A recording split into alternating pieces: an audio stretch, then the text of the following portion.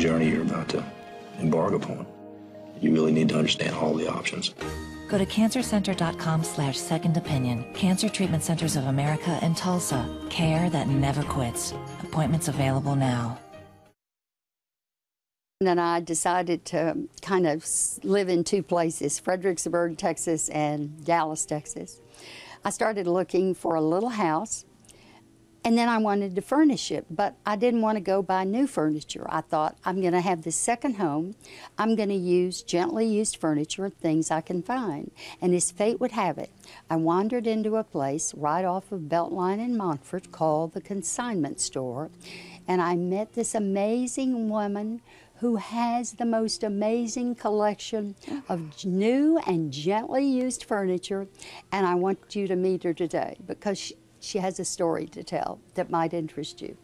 Marianne O'Neill, I think that probably what you have come up with in this store, all of these things, was probably born out of necessity. Am I right about that? Yes, that is correct, Susie. I started the store in August of '86, and as you know, the real estate market was bad at that time because I had come to Dallas to join Abby Halliday. And when the real estate business was bad, my daughter and I decided to open this wonderful store. We started by selling our own furniture. You did? Yes, that's how we started, and of course it has just grown. We have expanded 3 different times, and it has expanded into this wonderful store that we have today. The things that are in here all look like one-of-a-kind pieces to me. And I love the variety of things that you have. But how do you get the furniture? Do people come and say, I want to get rid of this, or we're downsizing? Absolutely. And so what do? Look at the furniture? I ask them to send me an email. I look at their pictures on, by email. I call them, and then we set it up if we feel that it's a mix, if we can sell it in our store, because we're very traditional. And, the market has sort of gone contemporary, and we don't accept much contemporary merchandise. We're all traditional. And the other thing that I found interesting about here is I love the people in the store. Most of them have been with you a long time. Most of them have. And if they leave, Susie, they come back. And you have them back. And I bring them back, yes. So you said yes to an idea that popped into your head. You said yes to finding the space. You said yes to risking. And look at you today. How many years now? In August, it'll be 27 years. 27 years. And it was actually my daughter's idea.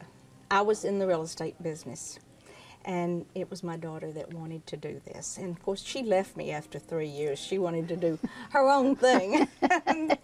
But anyway, I Have you always been at this location? Yes, always this location. And in case you're wondering, the location is on Montfort and Beltline Road. It's right down the center from La Madeleine and Gecko's. We're right next door to Gecko's, yes. And one of the things I love about it is that I have walked for years down here and looked at the windows, and you can see from all of the things that in here, the space, everything about it. But the reason I wanted you to meet Marianne was because of this wonderful store that has brought happiness to me in finding furniture that I could afford, and it's one of a kind.